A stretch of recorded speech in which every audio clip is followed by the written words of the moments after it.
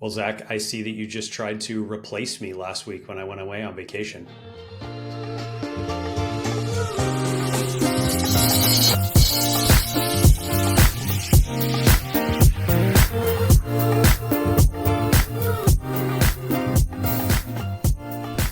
Tried to replace Gabe. I believe I did replace, but I am happy to have you back. Not to say I'm happy Remy's gone, but I can only have one person on the podcast at a time, so I have to pick some battles. I did listen to your guys' episode. It was wonderful. I really enjoyed it, and it just it did make me a little sad that you just slid somebody else in there like it was no big deal. Well, to be fair, I believe you will be sliding someone else in next week or in 2 weeks, like it's no big deal. So I That's feel true. like I feel like when one of us is out of the office, though, we have some pretty good contingency plans. I agree. We do have some good contingency plans. We've got lots of smart people that we get to work with, and it's fun to pull them into these conversations as well. So I I'm know. totally with Plus, you. Remy's mom was listening to the episode last week too, so we probably got an extra viewer last week. Absolutely. Yes. I definitely did notice that. And I noticed you called me out a few times in the podcast. So it was nice to still get a shout out. I was gonna say we brought you in. Remy and I did talk about. I shared with you the AI voice feature that kind of scans our previous episode and makes that AI voice. We did talk about, well, could we just have like an AI Gabe in the podcast and do an episode where like I'm talking to myself, but it's the Gabe AI that I'm actually talking to. But Gabe, I will not do that. You have I don't want to say that guarantee from me, but I won't do it. I won't do it for the foreseeable future. I was, it was a trip having you send that AI clip that AI created off of your voice. Yeah. It's shockingly good. I still could tell. It I was a could little tell it was fast in the AI. beginning. Mm-hmm. I should use it on Agreed. this episode just for fun. But for those listening, I at the end of every podcast episode, we have like this standard outro as one does in a podcast. And Gabe and I kind of joke because it's the most painful thing to say because you can always mess up and you have to rewind and you're at the end of the episode. But last week, Remy didn't help me. The two of us in the same room are just a little too much chaos. But it took 5 to 7 takes just to finish the end of the podcast. But now we know we can do it with AI. And like I said, it started out the voice speed was a little fast, but once it kind of got going, once it found its once it found its voice, it sounded pretty good. I will say it was one of the better AI voices I've seen. The creepy thing though was it was me as AI. It's got to be weird because yeah, I obviously listened to it and it wasn't my voice; it was your voice, so it didn't seem as weird to me. But yeah, I feel like I'm going to need to do this now to create a version of myself to see what it is like to listen to myself, which is always strange. Yeah. Well, Gabe, last week's episode, I'm glad you enjoyed it. I hope everyone listening enjoyed it, and we didn't lose any subscribers over that. But we love having Remy on. But Gabe, welcome back. What's on the agenda today? Yeah, so this is going to be a little bit of an extension of the last episode that I was on a couple of weeks ago. We did the discussion of how to make people buy and really into kind of the brain science of what makes people purchase. And we're going to take that a little bit of a step further today. And something, Zach, that you and I have been talking a lot about lately is calls to outcome versus calls to action. And we're going to talk about that a bit more towards the end of the episode today. But what we wanted to dig into first was a couple of things. The power of because and what that word means in your marketing. And this is something that I read in a book a while ago, a book called Influence by Robert Cialdini. I hope I'm pronouncing that correctly. But this is sort of a classic, a book that frankly, I think everybody should read. And it also was discussed in another book I read recently, The Alchemy book by Rory Sutherland. But there's this really famous study, Zach, and this got us into a very funny conversation about copy machines and whether you had actually used a copy machine ever in your life, which made me laugh super hard. I feel like the context here is very valuable because I have printed to a copy machine. I have, collected my printed material from a copy machine. I've changed the paper in a copy machine. But we had the conversation. I've never made copies or punched in the numbers. And we were watching a YouTube video today on how to make copies. And Gabe, I sent you this screenshot of the touch screen, and it was talking about I don't even know what it was talking about, but the different options it had. And I was like, you know what? paper might be a little wasteful here in 2025, but you won't see me at a copy machine anytime soon. Yeah, you won't catch Zach in the virtual Either office hanging that, out or at the you'll copy see machine. me next to the copy machine, like standing next to IT trying to fix said copy machine. So it's it's well, it goes right back into what Remy and I talked about last week, like the evolution of marketing and the evolution of copy machines. Who's still using paper?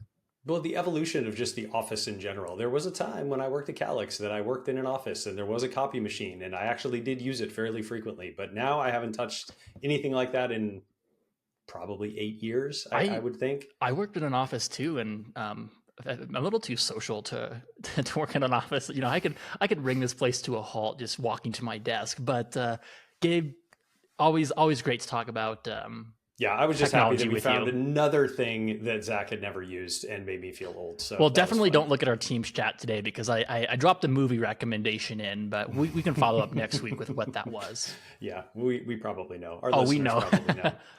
So the bringing it back to this study that was done and the power of because. So the study was done it was back in the 70s, and it was about allowing somebody to cut in line to use the photocopier.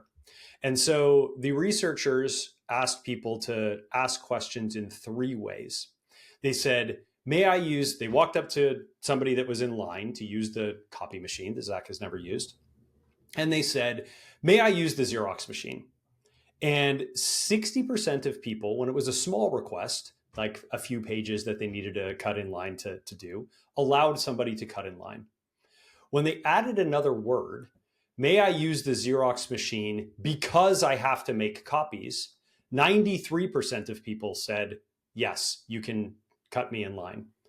So much higher percentage. And then the interesting part was when they added another term with a quote unquote good reason, may I use the Xerox machine because I'm in a rush? 94% of people, as long as it was a small request, agreed to do that.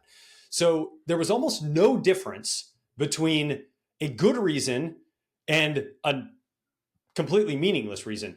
Obviously, you need to make copies. Otherwise, why are you standing in line to make said copies? So it wasn't because anybody gave them a good reason. It was just because they used the word because. And there's something in our minds that says it's almost like that. What Cialdini talks about in the book is this click whir, right? It's like almost like we're robots in some ways. When we hear a specific term or we see something, we're going to react in a certain way. And that word because becomes really important in marketing to ultimately get people to do what it is that you want them to do. But I thought that study was so fascinating, and just how to adjust those words a little bit to really ask the same thing, but just ask it in a slightly different way. So, Gabe, one of the things we do as marketers is we try to get people to buy our products and services. So, talk to me a little bit. How can we incorporate that because into our marketing strategy? Well, it's literally doing that. It's incorporating the word because into your marketing copy. So, protect your family today because they're worth it, or sign up for our fastest speeds because you want the best. It's just thinking about, and I always say this, but I'm a terrible copywriter on the fly. So, there's probably 9 million better versions of that. But think about, okay, take a look at the last campaign you ran. How could you incorporate because into that campaign? I was playing around with this a little bit earlier, Zach, and I think there's a bunch of different ways that people could take, whether it's website copy or email copy or social media copy, and start to incorporate the word because into it as a very easy shift to drive more engagement. I agree, Gabe. I really like the study with the copy machine, and I'm thinking now, how can marketers actually bring this into their own copy and bring this into everyday life? You know how I feel about call to actions and call to outcomes, which is kind of our next talking point here, Mm-hmm. Gabe. But I think you have a great idea here, bringing in that because and testing that as well. Well, and I want to bring it back to two other of your favorite topics as well here, Zach, which is testing. This is a great opportunity to run a test. Use the same image, the same call to action or call to outcome, as we're going to talk about here in just a moment, the same offer, but modify just the copy to include the word because. And if you've run a recent campaign, target all those same people, to use all of the same stuff, but just change the wording around a little bit and see what the results are. I would also say, I think I actually sent you some of this earlier, Zach. I was using AI to help rewrite some ads that I saw, but putting in that good reason. And I think it's a great opportunity to use things like Copilot to say, okay, here's a few examples of ads that I've recently run. Let me go ahead and upload those into Copilot, or throw those into Copilot, have it rewrite you a few different versions of it, incorporating that word because, and then start to iterate on that and get that out into the world. I think you're spot on. Last week with Remy, we talked about AI tools and how the tools have consistently evolved, and you can use different tools. And with AI, it goes back to the prompting. What are you inputting into AI? It's actually funny, Gabe. There's some great news. OpenAI released some new features this week, and they talked about their GPUs melting. And I was waiting for us to talk about that in the podcast. It doesn't quite fit in, but to the point here, AI is a powerful tool. It's going to be able to help you rephrase, rewrite, or add that because language into your existing copy. And I think if you do that with maybe a couple ads you already run, see what AI outputs, see what that example is, and maybe use that as a baseline. Benchmark it from there, change your copy, and have that tool with you.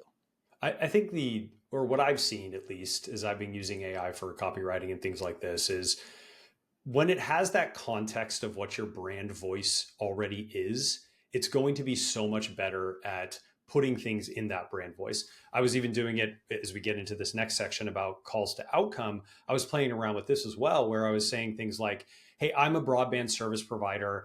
I have a fun brand. These are the types of things that I usually talk about. And providing it that context makes the output so much better. AI does not have a brand. Like if you just do like a generic, hey, tell me about this topic or do this to that, there's no brand. And that's kind of what we talked about. It's if you use it wrong, it's going to make your marketing vague, right? And nobody wants that. It's bland. Yes. Yeah. Bland is the right word. And I think that's the part that people have been a bit frustrated about is, it does feel generic sometimes when you're getting content out. But the reality is it's usually generic because you haven't provided it enough context. And if you provide it that context of, again, here's something I just did, or here's 5 ads that I just created, and hey, I just want to make this little tweak to think about, okay, I want to incorporate that word because in here, that's something that is going to be really good at and give you some good iterations to then go out and test. So as I said, Zach and I have talked about this, kind of ad nauseum in the past, but marketing is great when you can do tests. And what I would encourage you to think about, though, folks who are listening, is it can get very complex when you're doing multivariate testing. Zach, you and I have talked about that before. So to the extent that you can, keep as many things the same as possible, same imagery, same group that you're targeting, same channels, all of those sorts of things, and just tweak that language a little bit to see if you can drive different behavior. Yeah, Gabe. And I think this kind of leads us right into our next topic here. And that is, we've talked about this in very high level sentences in the past, calls to actions versus calls to outcome. And one of the things I think we should focus on too is when people make their buying decisions, and this goes back to an episode we made previously, Gabe.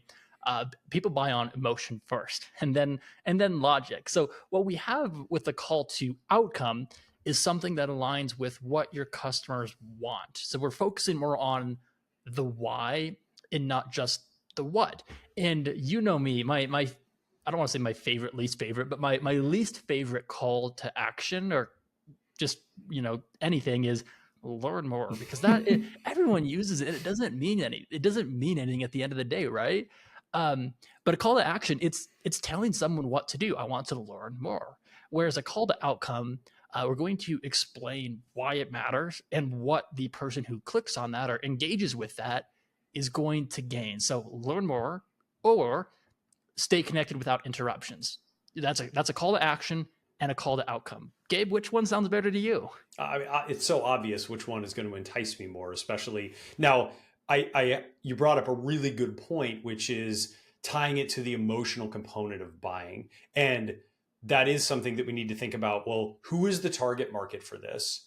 what is emotionally going to capture them to click on this thing, and then make sure that we're tying the words to that. But you're spot on. People buy emotionally first. We talked about this with John Pico a few episodes back, where we justify in our mind, in our rational mind, later the emotional decision that we've made.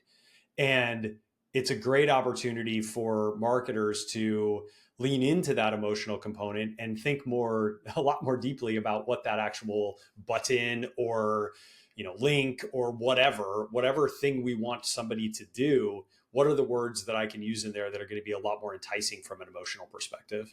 And one of the things, not to like totally quiz you right here, Gabe, but one of the things I just said, if you remember, was everyone Sorry, I uses. wasn't paying attention. Okay, well, neither was I. So, but one of the things I said was, well, what does everyone do? Everyone uses the same call to action: learn more. Yes. And with a See call it to outcome, everywhere. you're going to differentiate your brand, number one, and make a more personal and a more impactful connection with your subscribers, with your customers, with your prospects. Mm-hmm. Yeah, 100%. And I know this is something we've said again many times, Zach, but you and I do spend a inordinate amount of time looking at broadband service provider websites and ads and all of those sorts of things. I would still say 90% of the time I see learn more or as the call to action in the vast majority of cases. I don't know, maybe 90% is a little bit high, but I realize it's a bit anecdotal, but I still feel like I see that more commonly than any other call to I action. would argue it's higher than 90%. Like everyone, maybe I said it's uses too it. low. Yeah, for sure. But I think, I mean, the point here is use something different. Now, there is fine print. I know with platforms like Meta, for example, when you're building ads, you have a predefined list that you have to pick from. But Yes. when you have full creative control over the asset or over your website, what do you want people to do? Do you want them to learn more, or do you want to tell them why it matters? And again, what they will gain from clicking on that button. I'm glad you said that about the meta piece, because you're right. There are some limitations on what you can do there because it's a filtered list. However, learn more is the default.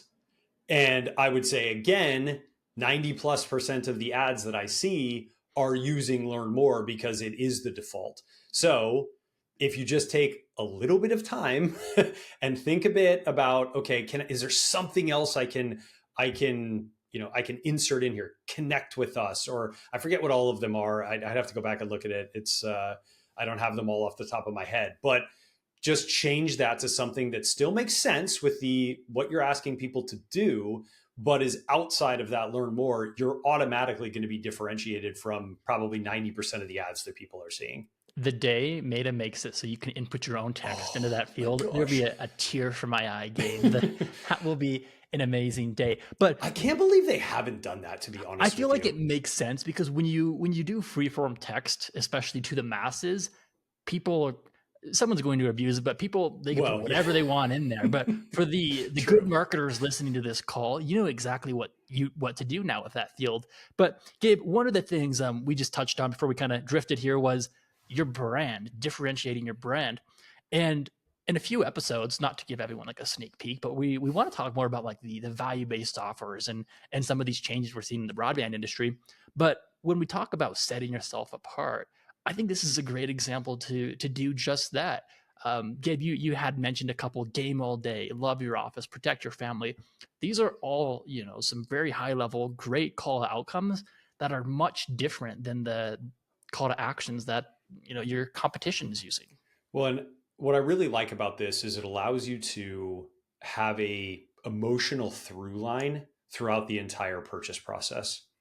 The customer is hopefully seeing an ad that speaks to them. Maybe now it says because to drive them back to a landing page that talks to them about what it is that we want them to do. We tell them a little bit more about what it is, and then we have them click on that call to action, or call to outcome, I should say, that is, again, emotionally tied to that thing that we're trying to sell. If we're trying to sell them a gamer plan, game all day. If you're trying to sell them a work from home plan, love your home office. If we're trying to protect their families, literally protect your family, maybe even to protect your family today, right? And get really specific about it. Get the urgency in there, yeah. Yeah, create that urgency in there too. But it's again, having that entire through line between the ad that they're seeing, the landing page they're going to, and then ultimately that call to outcome that we're asking them to, to click on. And even, I know we've talked about this a little bit before too, Zach, but going through the buy flow process, making sure that buy flow is consistent there as well. I see that breakdown happen a lot where maybe the landing page is on point, but then when the customer actually gets into the purchase process, things start to break down a little bit. Gabe, So we share a lot of best practices on this podcast too, and I think as with everything, especially with the call to outcomes, test it again. Do the A/B testing, do the split testing, see what works best for your customer base. Yeah, this is another great opportunity to test this, and as you said, we're seeing more and more broadband service providers move to these value-based offers, which is awesome. But even in those scenarios where people are moving to a VBO, as we would call it, a value-based offer, I do still see a lot of learn more call to actions underneath those offers. So it's a great opportunity to start to lean into this more. And like you said, it's a great opportunity to test it. So just to get really specific about this, kind of like what we did on the previous example here to test, here's what we would recommend. Keep everything else on your website exactly the same and just change out the copy that is in the button that you are asking people to click on. If it says learn more right now, change it to something else. Before you do this though, and Zach, I know you're going to be a big fan of this, for the love of God, put clarity on your website so that you know, are more people clicking on those buttons than what you were seeing previously. So put clarity on, let it run for some period of time, depending on how much traffic you're getting to your website. That may be 2 weeks, that may be 4 weeks. If you're getting a lot of traffic, you can probably measure it in a shorter period of time. Then make the change and measure that same activity. Are more people clicking on those buttons than what you were seeing previously? It's a very easy test. If you don't track it, it's a hobby. Gabe, I'm a big fan of clarity. There's hundreds of tools out there that can do this. So there's really no reason not to. I mean, Clarity is a free tool owned by Microsoft. So of course, check out that one. But there's so many other tools that do this. Gabe, I was just thinking through this, in the podcast. I was thinking, gosh, learn more sounds like a call to action, like you'd see in like a college class, like a college textbook. And then I thought about that. I thought, no, like a call to outcome in a college class or a college, textbook at about, what subject you're engaging in or, why you should care would still be more effective than that learn more. So this is going to be my hot take of the podcast, but I would encourage anyone listening, even Gabe, even you right now, find a use case for that learn more call to action over a call to outcome. And I would like to hear it because I don't know if it exists. It's a great question. I don't know that I could come up with one. Like, what is the situation where that actually, I guess, yeah, I mean, maybe if you're trying to educate somebody about a specific product or service, but even then, focus on the why, Gabe. Focus on the why. Yeah, exactly. Why would that person want to learn about this thing? I again was on a website today where for a customer, and we were looking at their managed Wi-Fi solution, and they have kind of a little section of the main homepage that talks about their managed Wi-Fi, and then there's a button underneath it, and I know you can guess what it says to drive them to a more detailed page. Please don't tell me it's learn more or sign up now. Yes, it's learn more. Yeah, it was learn more. And then you click on learn more and it takes you to the page that talks more about what their managed Wi-Fi solution is. And this particular customer was looking to sell more managed Wi-Fi. They charge separately for it. And one of the things we talked about during this call was, well, what benefit is the customer actually going to get out of buying your managed Wi-Fi? You're charging $10 a month for this thing. What ultimately is the positive outcome that's happening for the customer? And you need to explain that to them. Not only did they not really explain it on the website, but then again, once the consumer got into the buy flow, there was literally just a little button that said managed Wi-Fi, add $9.99 and the price. Why am I going to do that? So what? Exactly. So what, right? Why, as a consumer, am I going to actually pay you $10 a month for something that you have not explained to me at all? And there's no discussion again in the buy flow. That's why I'm such a lunatic about this, Zach, because I feel like oftentimes people do a really good job of explaining what their services are and how it's going to benefit the consumer on the website. And then they get into the buy flow and it completely falls apart. And they're expecting that the consumer is going to remember what they saw maybe 10 or 15 minutes ago. They may have gotten interrupted, their kid came in or their spouse came in or something, and they got interrupted in this process. So now I'm expecting that somebody who saw this 15, 20 minutes, 30 minutes ago is going to remember what managed Wi-Fi is and go, oh yes, I need that for $9.99 a month when I'm in the purchase process. That's a lot to ask of people. Gabe, this reminds me of a process that I know you experienced that I just went through a couple months ago. Buying a new car, you could have the most amazing demo drive or test drive experience, but then when you go to buy that and you're sitting down and signing papers and all this, it's a totally different experience. And that's the buyer flow for an in-person experience. But Mm-hmm. I totally agree with you. If that falls apart, you've got a major problem. You got a major problem. Exactly. And I don't want to, reiterate a bunch of the stuff that we talked about on that previous one, but if people want to listen anymore about, e-commerce buy flow and some of the things that Zach and I talked about there, we did an episode I think it was a few weeks ago now on that one, but it aligns so nicely to what we're talking about here around this call to outcome piece. And I just want to top up one more thing as it relates to testing. So again, just a reminder, install Clarity. Hotjar is another great one. I'm sure there's other tools out there that do something similar. I like Clarity because it's free. It's also GDPR and CCPA compliant. So from a data perspective, you don't have to worry about any of that, which is a nice win. But install that on your website, analyze the data, see what's happening over some period of time, whatever you feel like is a large enough sample size, make the change and see what happens afterwards.